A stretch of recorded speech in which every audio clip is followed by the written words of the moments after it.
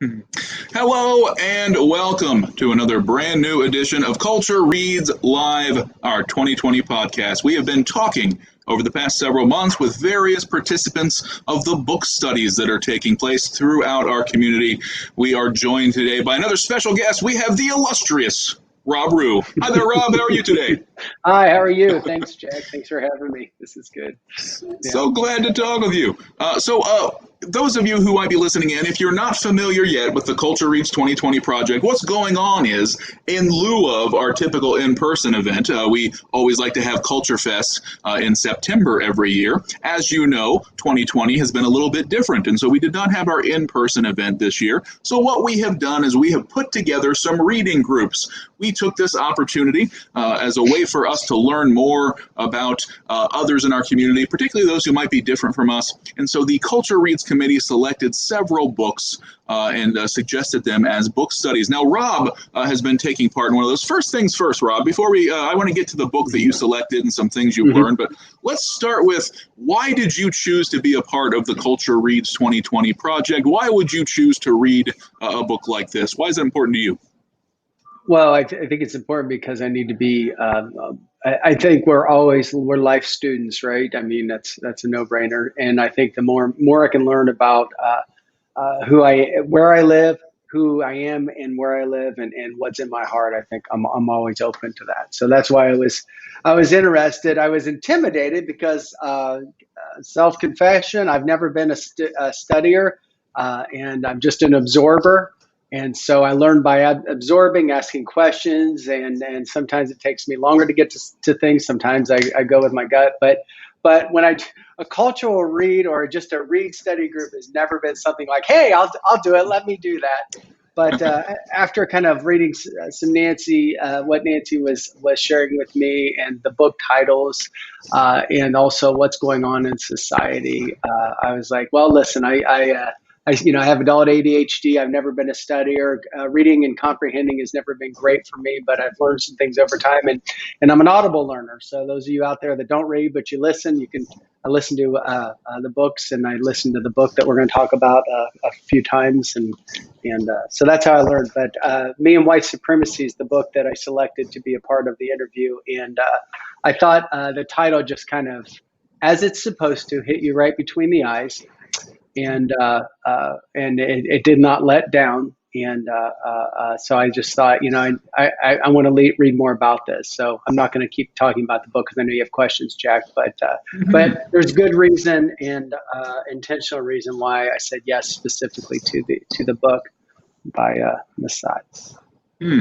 Yeah, that's helpful. I appreciate you sharing that, because I know I've talked with lots of people who make similar comments, either because of their schedule, because of so many things going on. Sitting down and reading a physical book may not be something that's easy to do. And then for reasons like you mentioned, some people, there are different styles of learning. Some people are auditory learners. Some people are more kinesthetic, hands-on learners. So I appreciate that you shared that, because that's something I'm not sure that we've heard mentioned yet on our podcast. Those of you who are listening in, you might be interested in reading a physical copy of the book, but Rob has helpfully reminded us there are ways to listen into this, and of course you could listen to it in pieces over time. And did you say you listened to it twice, Rob? Yeah, I listened to it twice because there was so much. The only thing that about this book is, and the author Layla talks about doing the work, and there's a workbook attached to it. So that's the only thing when you listen to it. Of course, I'm in a car, I'm in headphones, sitting down and writing the notes is what was necessary for this book to do that. I did not do that, and that was one of the things she continued to challenge the reader or the listener. So that's something that's still on my list to want to, but there is some journaling encouragement, and the way the book is written to take in bite-sized pieces and then sit and think about and marinate on. That's why I listened to it twice over time, and actually a few weeks ago, once I got the invitation to do this. Now, you said something a moment ago. You said the title, by the way, I'll repeat the title of the book here. The book that Rob selected, you said Me and White Supremacy. Is that, did I get that title Supremacy. right? Mm-hmm. And that's by Layla Saad, I believe, is the author? Layla Saad. Mm-hmm. All right, fantastic. Thanks for sharing that. Again, at the end of the little podcast here, everybody, I'll remind you of the titles available, but the one that Rob has selected is Me and White Supremacy. You mentioned that the title, so you said, kind of hit you right between the eyes, and you said rightfully so. Let me just ask, why would you willingly put yourself in a position where it feels like an idea is confrontational, or an idea is hitting you between the eyes? Why would that be an exercise that you engage in? Well, I think it's more important to go just to the brief and I'll say it's the weird way to say it, present history. But when George Floyd was murdered, for this man, it was a wake up call that things cannot be ignored any longer. And in my own soul, in my own heart, I was being confronted with the injustice to Black people. And so this happened before I was asked to look into this study, and so in doing that, I just was waking up, and I'm like, well, me and white supremacy, what does that mean? Because obviously the title is to get your attention. So what's within the book? And I love, I'm not going to agree wholeheartedly with any author except one, and I agree with Jesus. Other than that, I'm just saying. But what I am saying about this book is there is tons of good and confrontational and just hearty material that needs to be absorbed into a lot of people. And whether I agree or completely or disagree, it didn't matter. Mostly, I agree with the points she was attempting to make, trying to make. And so it just like I said, it really hit me. The title is what hit me, because I'm like, oh, that gets my attention. But I'm that personality that you'll get my attention with a little shock and awe, and that's what that book is intended to do. The book was written after a 28-day effort to bring white supremacy to the forefront of people's minds, not just. So I'm 51 years old, Jack, and when you say white supremacy to me, the first things that come to this mind, being raised in the 80s, is Confederate flag, and I'm not, whether it is or not, I'm just saying it comes to my mind. It comes to David Duke and KKK and just those things, which in a way, that's what I've been taught what white supremacy was. What the author does is a good job of categorizing different levels of white supremacy, the extremists, and also just how it's confronted systemically in society where white supremacy can exist. I think more that it does touch the white privilege, which I have said from as my awakening, just either something can exist without you believing it or not. And that's kind of where I was like, I think I knew white privilege existed before, but I really saw how much it does exist. In just letting my heart see that, and I also like the fact how she would confront some religious people, because every time white supremacy would be brought up to somebody who's well-meaning, faithful, and religious, it was actually they would be confronted, or they would actually lash out in different ways. And one of the terms she used was a tone police, and I thought that was very fascinating. That when somebody gets excited, the other person who may be offended says, no, calm down. You're getting a little too edgy. And that's kind of how I took that part of the book. And it was like, oh my, that is definitely, when somebody's confronted with something they don't like, they will try to tone down the conversation. And that's their effort to say, listen, I'm not as bad as that. So you just take it easy with your emotions. And of course, that's just manipulation anyway. It's just different subtle forms of it.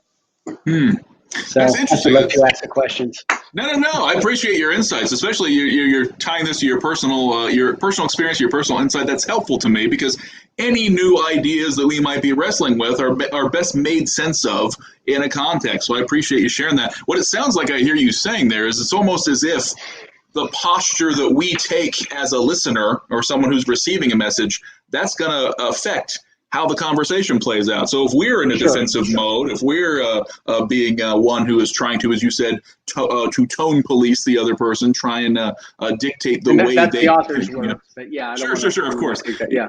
Of course, that's going to have an effect on the way the conversation plays out. The other thing that you we all mentioned here, judge. We all are judging when we're listening. All of us are judging something, one way or the other. We are judging. The intensity of the judgment may be down or it may be up, but we're all judging what we're hearing one way or the other. And to be able to enter into a conversation where you can judge the least amount as possible will keep you from being in an offensive place and then toning down the conversation. If you can look through which it's hard to do sometimes, especially if you're passionate or you feel like you're you're being convicted in some way about the conversation, then you want to tone it down because it's so harsh coming at you, and you're saying, well, that person must be wrong because this feels so difficult for me to hear, but it's not always the case. It's a confrontation, and I'm not an excellent communicator with those things, but it's a confrontation, and to tone it down may be the very opposite thing you need to do. Is you need to let somebody have the emotions, and that's what we saw.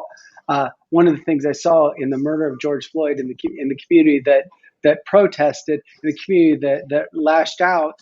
In a way, you can understand the anger that was being displayed when you really understand the generations of oppression and the multi levels of type of oppression, and what the problem with that effort, not effort, but the problem with the situation was everything was getting mixed into one, and there's people like me that are well-meaning, they're just trying to understand, trying to open up, and they were getting kind of lumped in like you don't understand, and I encourage.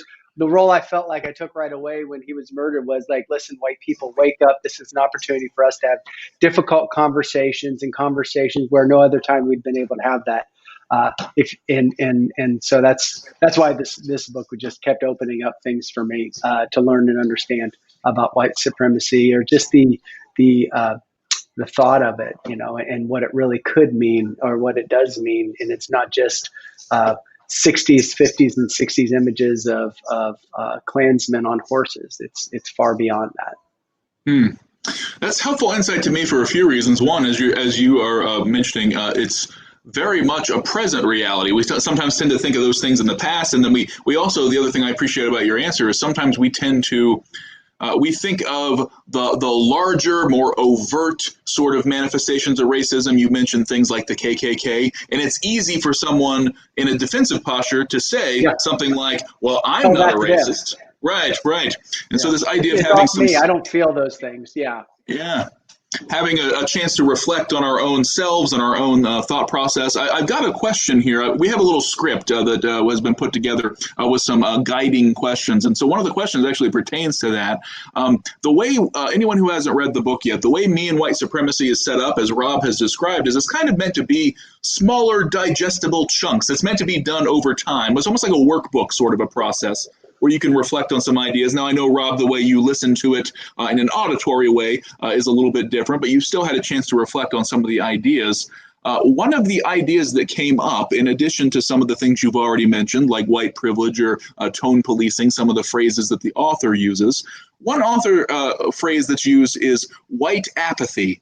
And so the question here is asking, could you give us kind of an indication of this notion of white apathy and what that might mean? And then it says here, have you ever found yourself interacting with this notion? That feels like a nice dovetail to something you just mentioned a moment ago. Ask me yet another circle around that question. Ask the same question with different words.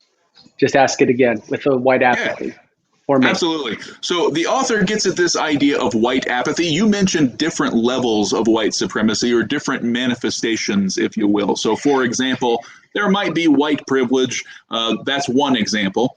Another example that's shared in about the third week of the book is this idea of white apathy. And so the question here is asking, with this notion of white apathy, how would you describe that concept, and is it something you've interacted with yourself? Do you mean like just kind of being apathetic to or insensitive to the fact that there could be white privilege or white supremacy in society today? Yeah, I Is that think what you're so. meaning? Absolutely. Yeah. Yeah. Never mean a word scholar, so I just ask exactly what you're meaning. So, That's what I love about conversations, the back and forth yeah, dialogue. We can arrive on yeah. understanding. Absolutely. So you're asking, how does that exist, or how did I feel that exists, Jack? That's right. With Yeah. empathy. It's really so it's just like we talked about when we think about the images of supremacy or white supremacy, we're thinking of the KKK and other extremist groups. But apathy is in large part what the white church did in the 60s and 50s, and they ignored what was going on. They were apathetic towards or insensitive towards what was happening to the Black community. Am I on the right path, Jack? Absolutely. Yeah, definitely. So in 2020, apathy white apathy right now would be like, I'm just not going to allow these things to hit me, or this is not Minnesota. This is not, we have a solid police force who's engaged our community. These things don't happen in our community. And that's kind of what I said from the beginning is like, this is a time where we, I didn't use those words, but this is a time where we got to engage and not pull back and not set aside without losing who we are as a person. And this is one of the things I said in an interview with Kim is that the only effort I've seen for one culture to understand another, white culture to understand black culture to understand white culture, is they assimilate to be the same. And that's where, if I'm using that word right, Jack, is they like if a black person or if a white person says, I want to understand a black person, I'm going to become a black person mentally, which is impossible. And a black person, I'm going to become a white person. So we lose our personality and our identity by trying to come together as a culture. And that's one of the things I'm like, this is nobody, I don't believe anybody really wants to do that, but to engage. I looked at a black man who well, Jason, and I said, and back when this is just after a year going to the church with Jason, I was like, I don't know how to be your friend, Jason, and I am tired of just bringing up black style conversations so I can feel like comfortable with you. I want to know you as a friend. And I don't know how to do that. I don't know how to be a friend to you. And you say that to the right person, you're going to get a hug and like thank you, and then it opens up the dialogue. And so that's something that I think just being vulnerable. Like, listen, I don't want to feel bad for saying the word black or black person. That's one thing that she talks about in the book. Like if you feel like it's wrong to say black person or white person, then there's something even off there. Like that's actually offensive to a black person to hear black person, which is not true. She was like addressing that, and I'm like, it really confronted the whole sense of specialness where we just need to come together as one society. So anyway, white apathy is just ignoring the issue, and what I said is just being vulnerable is really the key to open a lot of this stuff up. Is simply put. I probably went down 3 different rabbit trails, but that's what I would say. Yeah, absolutely, Rob. I think you had a lot of very helpful insights in there. I always appreciate hearing your perspective. A couple of things that stand out to me: this notion that to be empathetic and to try and understand somebody else's viewpoint or someone else's experience. You had a couple of key ideas in there. One, it might take some vulnerability. It might take a willingness to open ourselves up in kind of a scary way. But then the other thing I appreciate about your answer is this doesn't mean that you need to sacrifice your own personal identity. You don't need to give up being Rob Rue in order to be empathetic to somebody else and to interact with their experience. It might take checking some assumptions or broadening our perspectives, but that's very helpful to me that we don't have to all try to be exactly alike with one another. It doesn't have to be homogenous like that. But we definitely want to turn up the empathetic volume in our hearts and also the vulnerability volume, because vulnerability is the key that will open these relationships up. You're not vulnerable. Who wants to really understand you anyway? And you've got to share your heart with people. And this is why, like, this is the time to do that. And then there are people there are people of multicultural that are either black, white, or Indian or something that may say they may not be open to that relationship. And that happens too, because there is lots of pain. There is things that have happened over time that have hardened hearts of people. And it's just not there. They like, don't tell me you're sorry. Don't tell me this. Don't tell me that. And I can understand that, I'm really imperfect, but I can really understand that. And, you just kind of have to go after the relationships of people that are willing and learn. Absolutely. Well, Rob, you've been so generous with your time. I could talk to you all day. We try to keep these things to a certain time length here. So I've got one last question for you, if that's all right. I could, of course. We could have a 10-hour podcast where we just talk to one another, but I think people might tune out if we talk that long. So there, toward the end of the book. Tell some jokes, Jack. That's right. Come up with some jokes here. The author at the end of the book gives some ideas about personal commitments, like actions that somebody can take. And so, as we're concluding our conversation here, you've already touched on some, but having listened to the book twice, are there any personal actions or commitments, things that you would like to do in terms of next steps? Having read that book, was there anything that stood out to you as a personal commitment of something you would like to do more of to further this sort of a study in the future? Does that make sense? Yeah, it does. I think first off, so having intentional relationships with people that aren't your same culture, that would be one thing I wanted to. I've tried to get together with a few friends of mine just to get to know them or get to become friends, and it's not been as often as I want. Actually, COVID really sucks, and this restraints really is hindering relationships. Just to be real about that one. Um, but I think just you have to have the key is being vulnerable and opening up to people. Uh, and Jack, I wanted to make sure I answered this question clearly. And could you ask? Is there a specific thing you wanted me to touch on when you asked that question?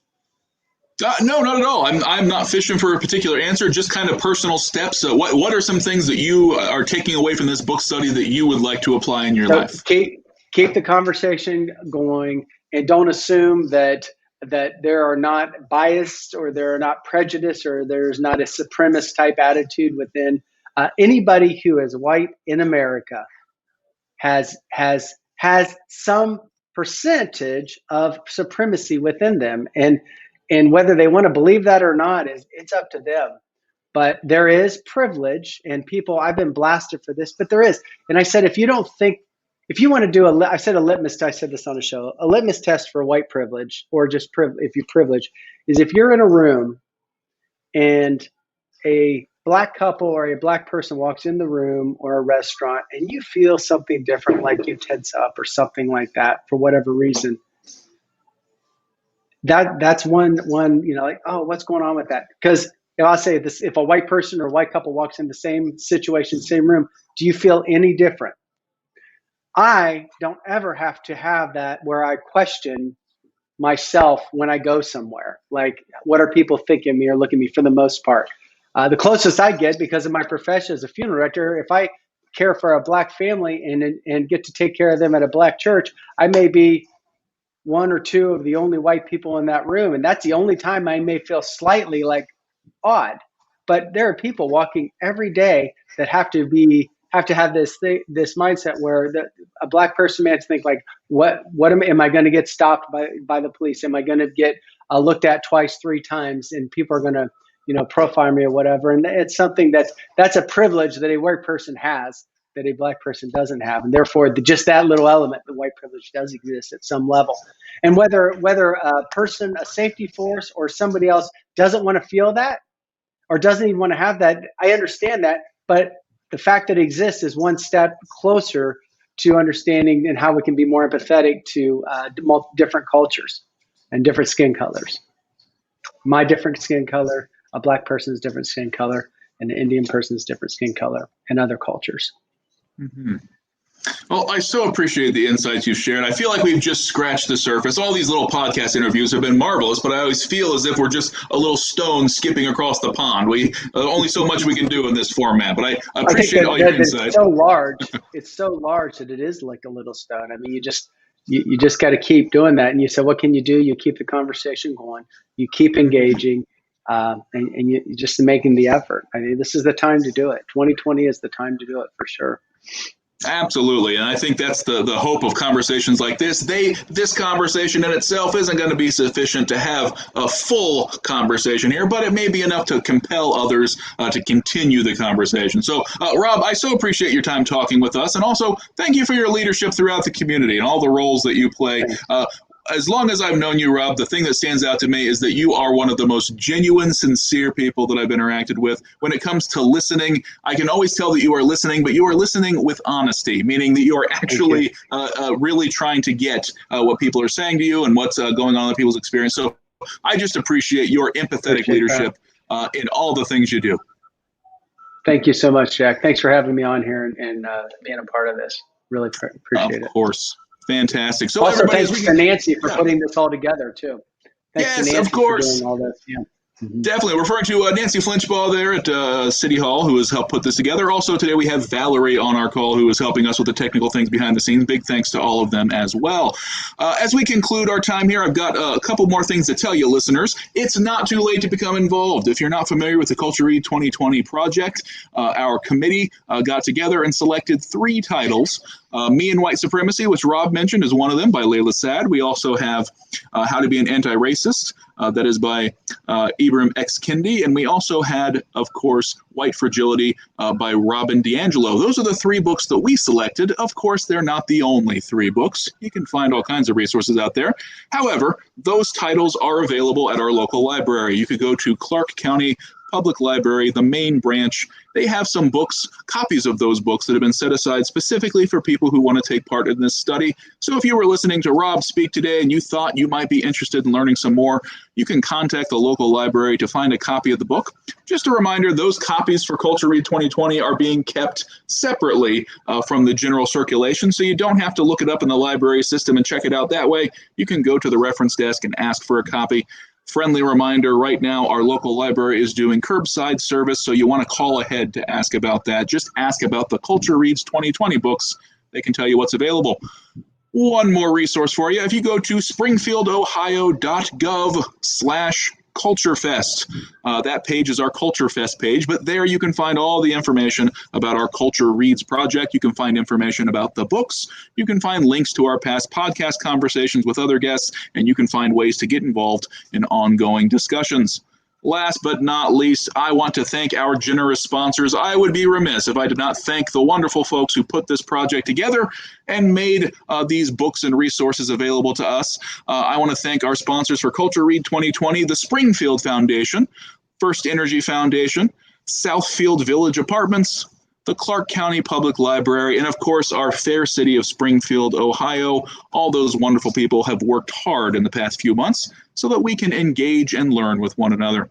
That concludes another episode of our podcast. We will end there. Stay safe, everybody. Wash your hands, wear your masks. We will see you next time. Take care.